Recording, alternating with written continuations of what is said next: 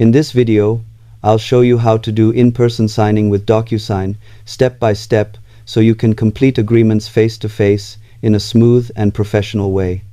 Start by logging into your DocuSign account and clicking Start or Send from your dashboard to upload your document or choose a template. Add recipients, but for in-person signing, select the in-person signer option instead of the standard email recipient. Enter the signer's name and your details as the host, since you'll control the signing session.